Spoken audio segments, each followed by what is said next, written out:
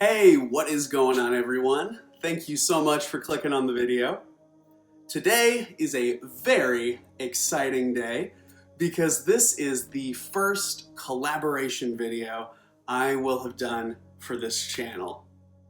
The topic of this video is how you can become a confident, fluent English speaker if you aren't born in a native English-speaking country.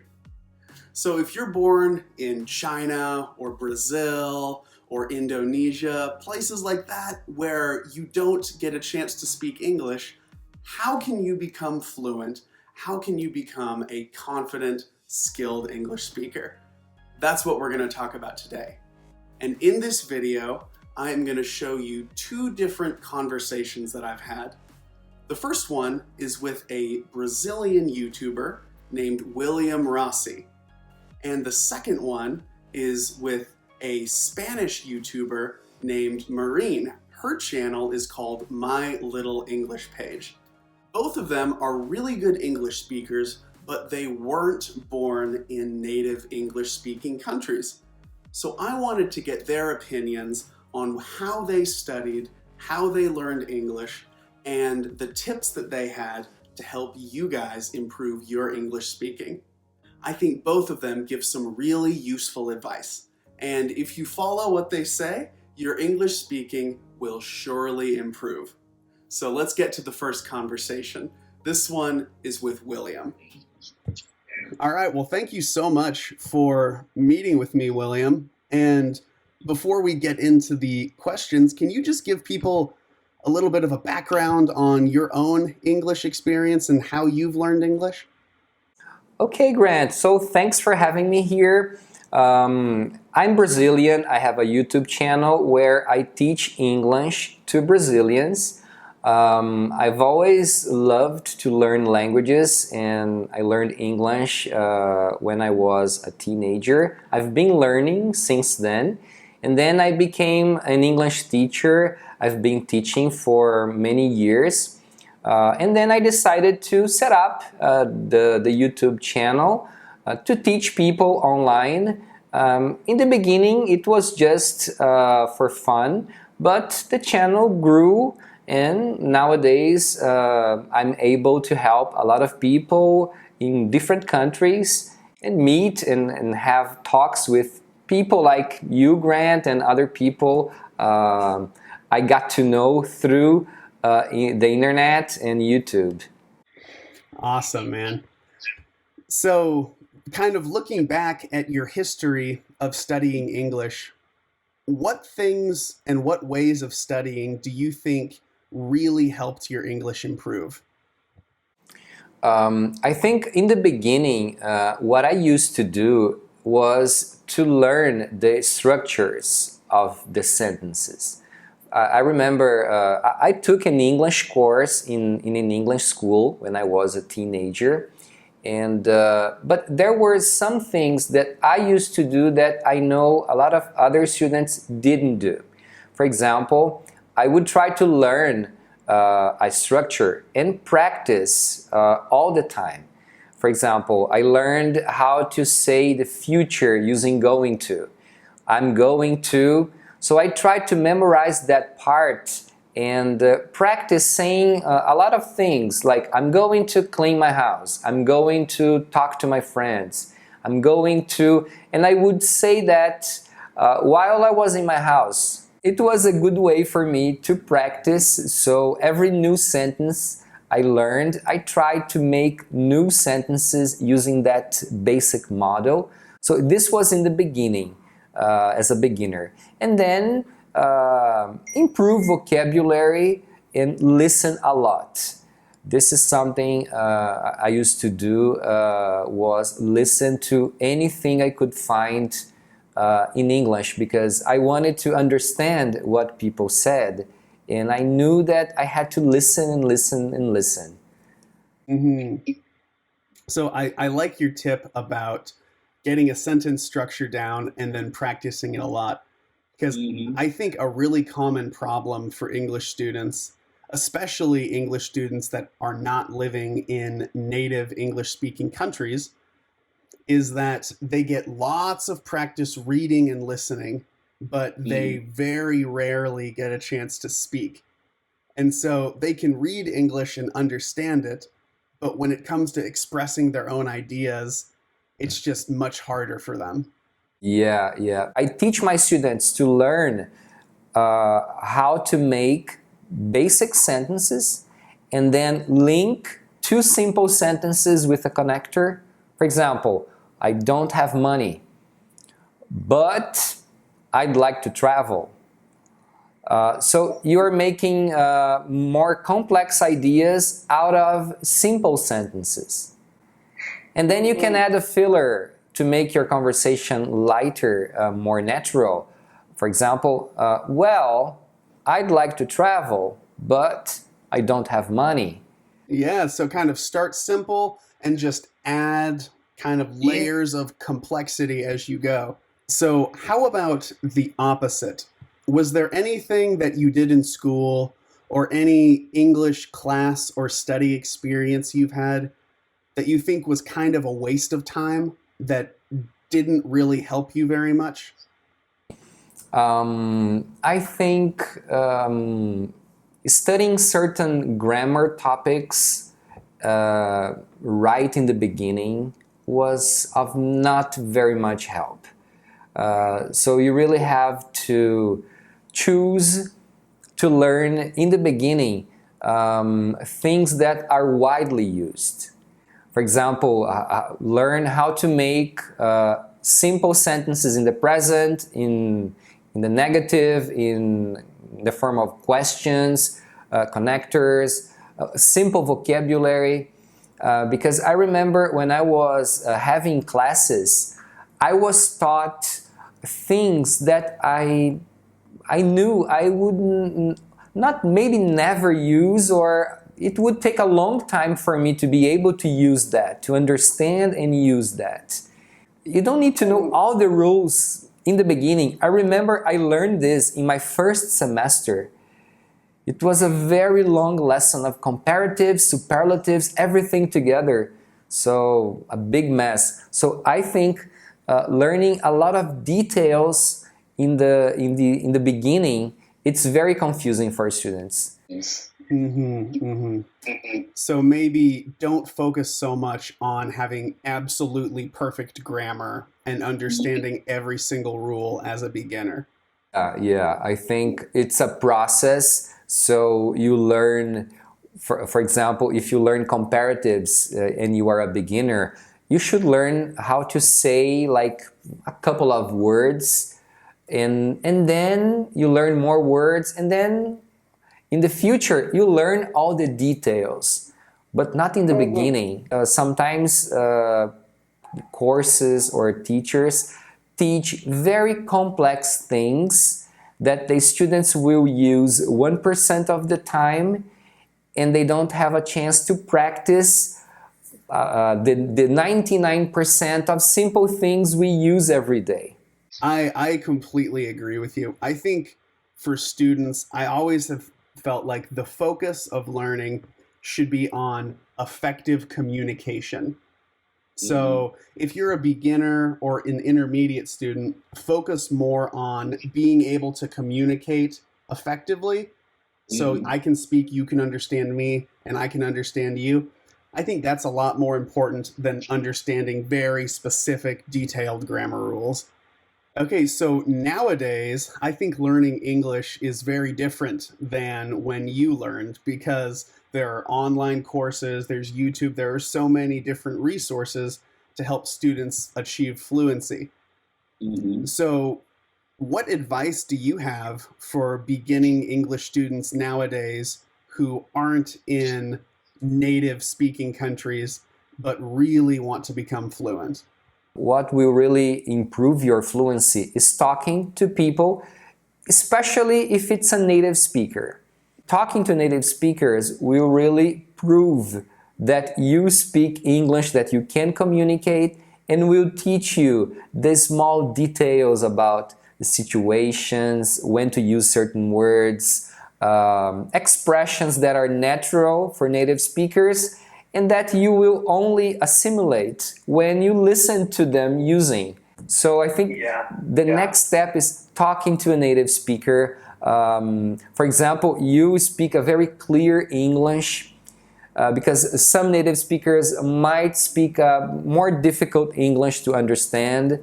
But that's the point, talking to native speakers as much as possible. And nowadays it's so easy. You can go online and find all kinds of people speaking English. Absolutely, man. All right. Well, I really appreciate your time, William. Thanks for being part of this video. Do you have any parting words of advice or anything you want to say to the students on my channel? Okay, so first I'd like to thank you for having me here on the channel, and for the students learning English. It's something that takes time, but if you practice a little bit every day, and if you don't give up, you will learn. We learn anything that we do every day. So if you practice like listening, studying the structures, talking to people, if you do this a little bit every day, in a few months you will be able to communicate in English. Yeah, I completely agree. I like that. We learn what we do every day. Absolutely, man. Okay. All right.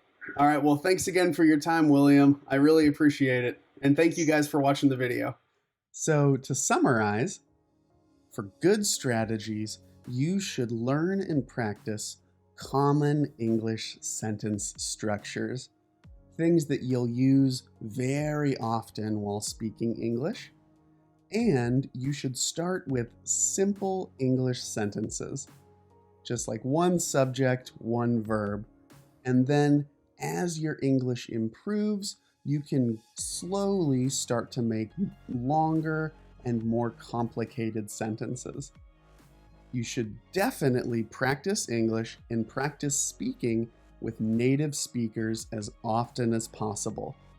So find a teacher online if you can't find a native speaker to learn English from in your city or town. And listen, listen, listen. Listen to English every day if you can. For bad strategies, stuff you should not do, don't try to have 100% perfect grammar and spend a long time studying really detailed grammar rules, especially ones that you won't use very often. This takes a lot of time, and it's much better to focus on effective English communication, speaking and listening, and making sure your grammar is good enough that people can understand you, because that is most important. And then for final advice, just practice a little bit every day. And remember that fluency takes time.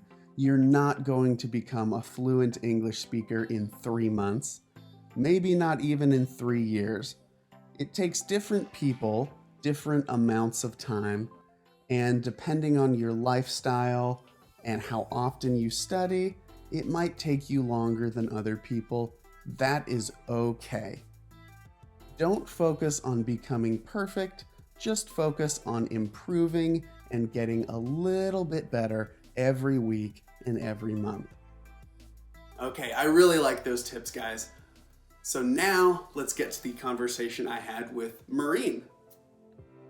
All right, well, thank you so much for taking the time to talk with me, Maureen. I really appreciate it. And thank you for having me. So before we get into the details, can you explain a little bit about who you are and your own background of how you learned English? So my name is Marine. I'm also an English teacher and I run My Little English page on YouTube. Now, I am not a native English teacher. I had to learn English.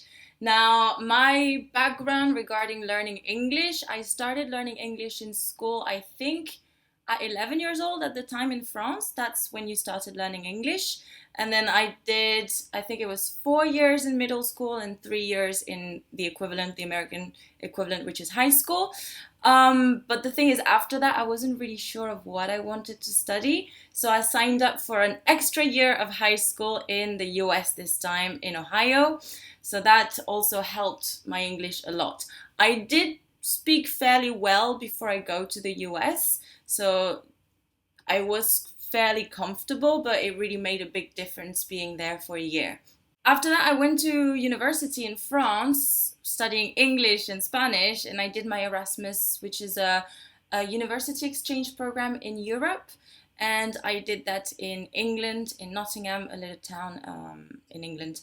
And so that's why my accent is a bit of a mix between British and American English. Yeah, yeah, yeah. I hear a little bit of French there as well. No, you don't! Okay, so you have done a bunch of stuff as far as studying goes. In your opinion, what do you think was really helpful? What study strategies really made a difference in your English ability? I think the most important thing is finding something that you like to do or learn about in general, and not just because it's English. Find what you actually like and what you want to learn about and do that in English. If you just learn English in general, study English in general, you're going to find it boring. You're going to have challenges finding the motivation, the dedication, making it a routine. While if you're doing it with something that you actually enjoy, it's just natural. You just want to do it. So, I mean, for me, it's a little bit embarrassing, but when I was younger, I dreamt of being an actress. So, my thing to include English in my daily routine was when I would come out of the shower, I would look at myself in the mirror and pretend to be giving an Oscar acceptance speech in English. And every day I would do a different one, invent a new movie. So, that was something I would look forward to every morning. And it was a fun way to use English. And of course, at first I would say a few sentences, and then little by little it grew into long speeches. Hmm. Very nice. Yeah, nice. I really like that. So I think naturally people definitely learn faster when they're doing something they're interested in. So I completely agree with you there. Yeah. So how about the flip side? What do you think was kind of a waste of time, or what things don't or didn't really contribute much to your English? I think I have a really good example here. So when I was about 13, I changed school, and the way they taught English was very, very different. So the first school I went to was really focused on grammar, vocabulary, just, writing what you've learned and not really using it in a way that's natural. And when I changed school, it was a huge wake up call for me because in my previous school, I was the best in my class. I was the best English student and it was amazing and I was really proud of myself. And when I changed school, it was a shock. I realized, wow, okay, I actually don't know how to speak English. I don't know how to properly write English because all I've been doing is just focusing on grammar. And that's why I think as teachers we're forced to teach grammar, which I love, by the way, but we have to teach grammar in a way most of the time that's mostly focused on just how the exam works instead of teaching how to use it in a useful way, because we have those restrictions of the exam. And it's similar for students. They learn grammar because they know that's the kind of grammar I need to learn for B1 or for B2 or for this exam. And they don't learn how to apply it, how to actually use it in context in real life. Absolutely. So I think that's the main thing is, yes, for whatever level you are, there are things that you're expected to know. But it's not just knowing what it is, it's being able to use it to learn how it works in context, I think. That's the big thing you want to avoid. Learning for learning. That's useless. Yes, like people need to remember that the ultimate goal of studying grammar is just to use that as a tool to improve your ability to express yourself in English. Absolutely, Yeah, absolutely. I think that's a big problem with a lot of structured school classroom English lessons, where Hmm. it's more about studying the language than actually using the language. So, Yeah. completely agree with you there. So, nowadays, let's say someone is in high school and they don't have a lot of experience studying and using English. They're not from an English speaking country. Hmm. What advice would you give them? What do you think they should do to help improve as quickly and as efficiently as possible? So the first thing is, and I've been seeing a lot of videos about that online actually recently. It's consistency. You have Hmm. to make it some kind of a habit. It needs to become part of your daily routine, because it's not studying 3 hours one day and not studying for months that's going to be useful. It's doing even just 5 minutes every single day. Now I know it's really hard where you don't know where to start, what to study Yeah, I next, think a lot of people have that problem. because there's so much online, there's so many resources that it's just kind of hard to sort through everything and find out what's really useful for you. So I have some kind of a technique that I like to use, which is a mind map, where I ask a student what they want to learn about, what they're interested in learning about. And by that, I'm not saying grammar, I'm saying in general. So for example, a student is interested in learning about photography, so write that topic in the middle of a page, and then write all of the subtopics that you might want to learn about that topic. But when I say subtopics, it's not just equipment, not just vocabulary. It could also be how to tell a client to move for the, position themselves for the photo, how to do things, how to say things. Really find out how to be able to talk about everything related to that topic. And so it kind of creates a study plan for you, because the more things you add, the more specific it's going to get. You're going to start with very generic thing, general, and then it's going to expand and become very specific. So it's great because it first introduces you to the topic and then you go into details. Yeah, I really like that. And that kind of connects with your earlier tip, you know, study things you're interested in that you really want to learn about. Yeah. hmm So I really like that as far as content goes and the topic of what you'll study. How about in terms of the setting? Do you think individual classes, group classes, what do you think is best? I think it depends on the student. Hmm. For example, I'm a fairly competitive person, so I work really well in group environments, because for me, everything is a little bit of a challenge, and having somebody else there with me motivates me. But there are students that feel, overwhelmed by that, and they like the one-on-one attention, and being able to really take their time and go at their own pace. I think it's important for students to be aware of how they work, what makes them tick or not, because there's not one way of doing it. I think it really depends on everybody, on each person. Completely agree. Yeah. And why limit yourself to one thing? Maybe try a group class, try an individual class, and whatever feels more natural for you, just stick to that. Absolutely. And like you say, try different things, because you might also need a mix of things. You might just not need one way of doing it. Yeah, completely agree.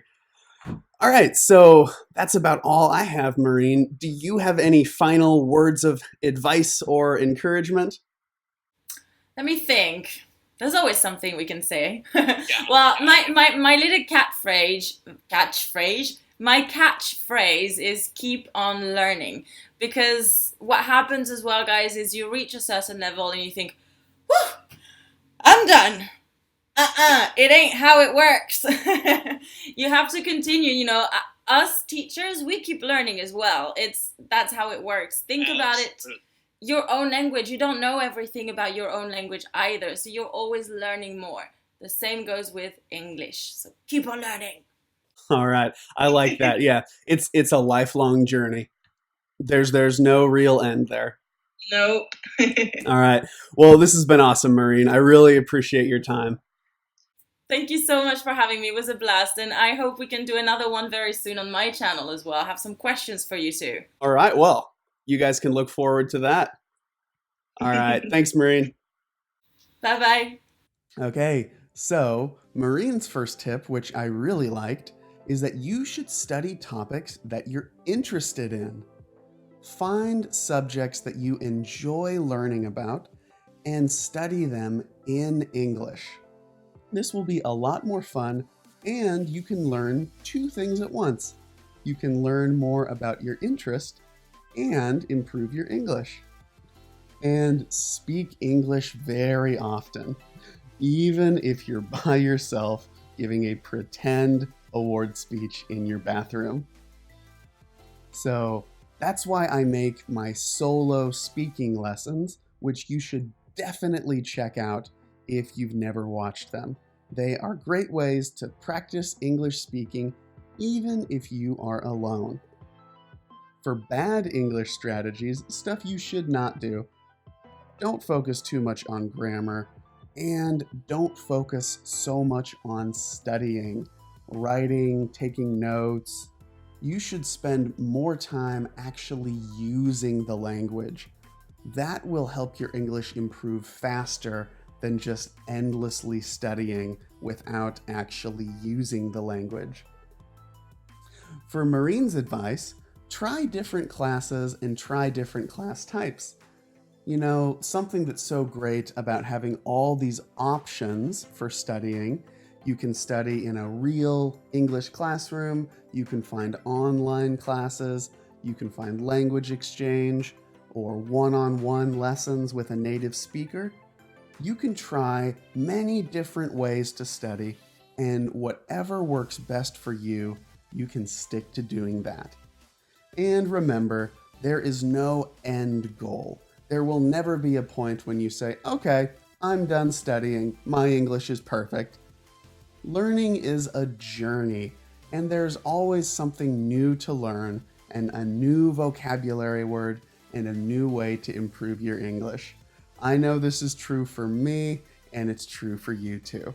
So enjoy the journey of improving your English every day. All right, thank you so much for watching all the way till the end. I hope you found something useful that either of these people said, something that you can use to help your English improve faster.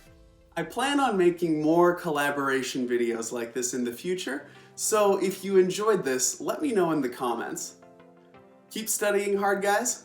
Stay motivated, stay positive, and I will see you in the next video.